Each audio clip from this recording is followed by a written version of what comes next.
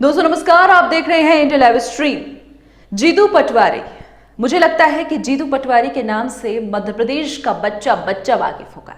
लेकिन चलिए मैं फिर भी आपको बता देती हूं कि जीतू पटवारी कांग्रेस की जब सरकार थी मध्य प्रदेश में, जो कांग्रेस की जो पूर्व सरकार थी मध्य प्रदेश में, उसमें वो जो शिक्षा मंत्री थे, और अभी जब वर्तमान में मध्य प्रदेश में बीजेपी की सरकार है वहां पर वो कांग्रेस के विधायक हैं। आज इस वीडियो में मैं जीतू पटवारी, जो कि वर्तमान में कांग्रेस के विधायक है मध्य प्रदेश में और पूर्व में उच्च शिक्षा मंत्री रह चुके हैं कांग्रेस के ही राज में, उनका किया हुआ एक ऐसा कांड का पर्दाफाश करने वाली हूं जिसे सुनकर आप भी सकते में आ जाएंगे। आज जिस कांड का पर्दा मैं आप लोगों के सामने फाश करने वाली हूं, जो बात मैं आप लोगों के सामने बताने वाली हूं, उसे सुनकर शायद आप भी चौंक जाएंगे। मामला कुछ ऐसा है दोस्तों कि देवास विधि महाविद्यालय की जो प्राचार्य हैं वर्तमान में, डॉक्टर शोभा सुद्रास, जो कि इंदौर विधि महाविद्यालय की भी पूर्व प्राचार्य रह चुकी हैं, उनके ऊपर किचन निर्माण के संदर्भ में 35 लाख के गबन का आरोप लगा था। ध्यान से सुनिए, 35 लाख के गबन का, और इसकी वजह से उन्हें निलंबित कर दिया गया था। अब यहां पर मामला जरा ध्यान से समझिएगा। डॉक्टर शोभा सुद्रास, जो कि वर्तमान में देवास विधि महाविद्यालय की प्राचार्य हैं, उनके ऊपर किचन निर्माण के संदर्भ में उससे संबंधित 35 लाख के गबन का आरोप लगा और इसकी जांच भी की गई, कमेटी बिठाई गई और उन्हें गिल्टी पाया गया, जिसकी वजह से उन्हें निलंबित कर दिया गया था। यहां मैं आपको उस आदेश की कुछ लाइनें पढ़ के सुनाती हूं जिसे जो सचिव थे उन्होंने डॉक्टर शोभा सुद्रास के निलंबन के तहत जो आदेश जारी किया था, उस आदेश की कुछ लाइनें यहां मैं आपको पढ़ के सुना रही हूं। डॉक्टर शोभा सुद्रास को यह आदेश मध्य प्रदेश शासन उच्च शिक्षा विभाग से आया था, जिसमें लिखा हुआ है, डॉक्टर शोभा सुद्रास प्राचार्य शासकीय विधि महाविद्यालय इंदौर द्वारा वर्ष 2017-18 और 2019 की पदस्थापना अवधि में किचन निर्माण कर पद का दुरुपयोग करने और प्राप्त शिकायत की जांच के उपरांत प्रारंभिक जांच प्रतिवेदन के आधार पर जन भागीदारी समिति में बगैर प्रस्ताव पास किए और शासकीय नियमों का पालन किए बिना इंदौर की firm would flag business solutions एवं रिटेल प्राइवेट लिमिटेड से बिना कोई निविदा प्रकाशन किए लगभग 34,25,281 रुपए का किचन निर्माण कागजों पर कराकर अवैधानिक कार्य किए जाने, साथ ही उक्त फर्म को माह अगस्त 2017 से मार्च 2018 और 2019 तक की अवधि में भंडार क्रय नियमों का पालन नहीं करते हुए अनियमित क्रय किया जाना, प्रथम दृष्टवा पाए जाने से तथा जांच समिति के समक्ष क्रय संबंधी कोई अभिलेख उपलब्ध नहीं कराए जाने के कारण मध्य प्रदेश सिविल सेवा के अंतर्गत तत्काल प्रभाव से निलंबित किया जाता है। साथ ही ये भी लिखा हुआ है दोस्तों कि निलंबन काल में इनका मुख्यालय क्षेत्रीय अतिरिक्त संचालक उच्च शिक्षा कार्यालय इंदौर रहेगा। इन्हें नियमानुसार जीवन निर्वाह भत्ता प्राप्त करने की पात्रता होगी तथा निलंबन अवधि का निराकरण विभागीय जांच के निराकरण के उपरांत किया जाएगा। यहां पर आप इस मामले में जरा गौर कीजिएगा। डॉक्टर शोभा सुद्रास, जो कि वर्तमान में देवास विधि महाविद्यालय की प्राचार्य हैं, उनके ऊपर 35 लाख के गबन का आरोप लगा था। दोस्तों 35 लाख कोई कम बड़ी रकम नहीं होती, एक बहुत बड़ी रकम होती है। डॉक्टर शोभा सुद्रास के ऊपर 35 लाख के गबन का आरोप लगा और अभी निलंबन की अवधि में ज्यादा समय भी नहीं बीता था। लेकिन किस तरह से आप अपने पक्ष के व्यक्ति को, अपनी पार्टी के, अपने फेवर के व्यक्ति को किस तरह से किसी भी बड़े पद पर आसीन करवा देते हैं, इसका जीता जागता उदाहरण है डॉक्टर शोभा सुद्रास।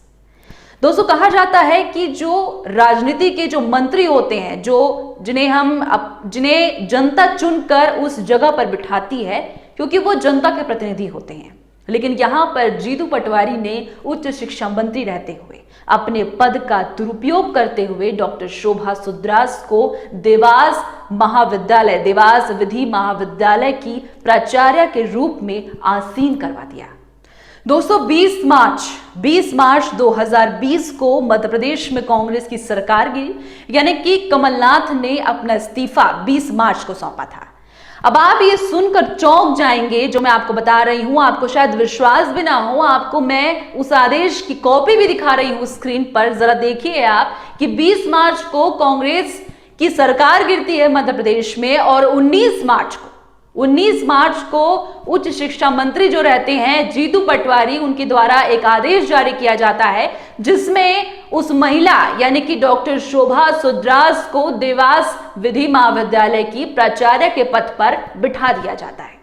अब आप जरा यहां सोचिए कि जिस महिला के ऊपर 35 लाख के गबन का आरोप है, जो निलंबित भी है, जिसे छात्र संघ भी नाराज हैं और कहीं ना कहीं उनके ऊपर आरोप पे आरोप लगाए जा रहे हैं, ऐसी महिला को देवास विधि महाविद्यालय की प्राचार्य के रूप में बिठा दिया जाता है।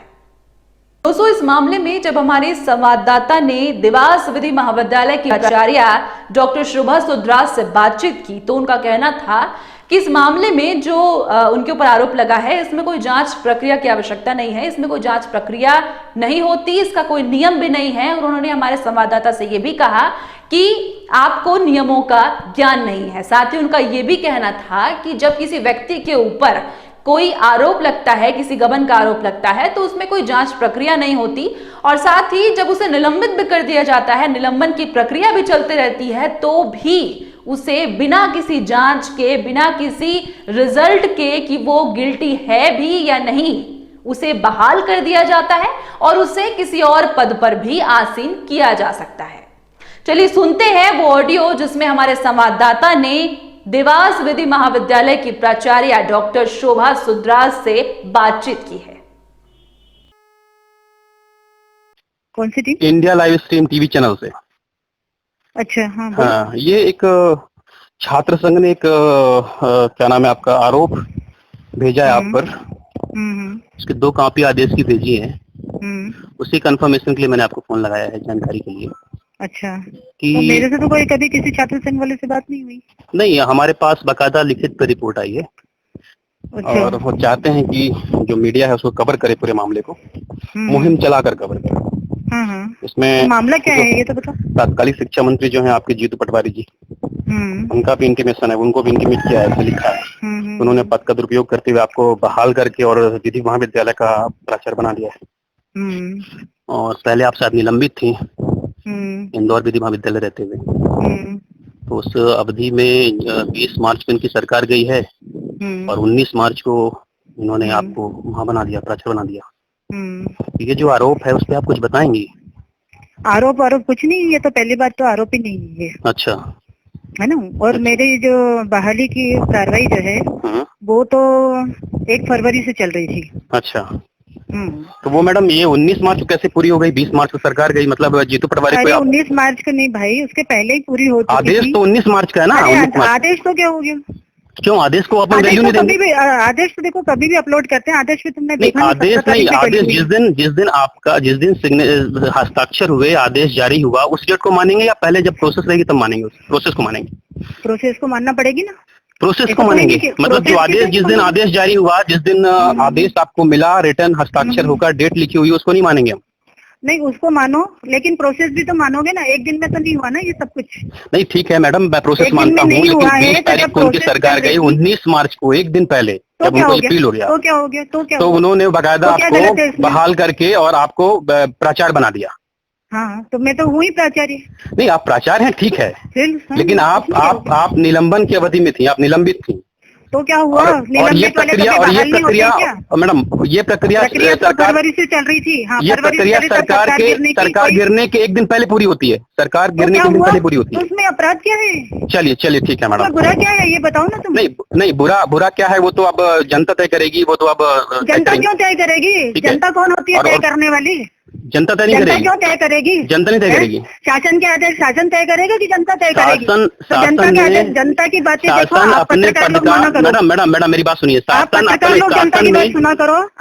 अपने पद का दुरुपयोग करते हुए किसी को प्राचार्य, कैसे दुरुपयोग नहीं? मैडम आप ये बताइए दुरुपयोग क्या होता है? दुरुपयोग का मतलब क्या होता है? दुरुपयोग का मतलब ये होता है कि आप जब मंत्री पद में थे माननीय मंत्री जब मंत्री पद में थे उनको ये फील हो गया कि 20 तारीख को सरकार जानी है और कल बाकायदा उनके मुख्यमंत्री इस्तीफा देने वाले हैं, तो उसके एक दिन पहले उन्होंने आदेश जारी करा दिया आपके लिए। तो क्या हो गया? तो ये प्रक्रिया इतनी लंबी चली तो गलत क्या है? प्रक्रिया चलती रहती है। मतलब जांच रिपोर्ट तो 3 महीने से चल रही थी। नहीं, तो जांच रिपोर्ट कब आई? जांच रिपोर्ट तो कब आई? जांच रिपोर्ट आती ही नहीं है, पहली बात तो। नहीं, बिना जांच होती है बाद में। नहीं, बिना जांच किए आपको बहाल कर दिया। जांच होती है बाद में, कुछ मालूम नहीं तुम लोगों को सरकारी नियम। मैडम दुरुपयोग करने बिना जांच किए बहाल कर दिया आपको, बिना जांच किए बहाल करते हैं। सबको करते हैं, बिना जांच किए बहाल कर दिया। को थोड़ी करते हैं, सबको करते हैं। अच्छा, मतलब मामले की जांच नहीं हुई, आपको बहाल कर दिया। बिल्कुल सबको करते हैं, मेरे को अकेले को नहीं किया। एक बात ध्यान में रखो, ठीक है, पिछले सारे रिकॉर्ड देख लो। ठीक है, पूरे देख लो, सारे डिपार्टमेंट नहीं सबको करते हैं, नहीं करते, मैं आपकी बात कर रहा हूँ भाई, आपकी सिर्फ बात हो रही है। आपको बिना क्यों बोल रहे हो कि तुम गलत है ये?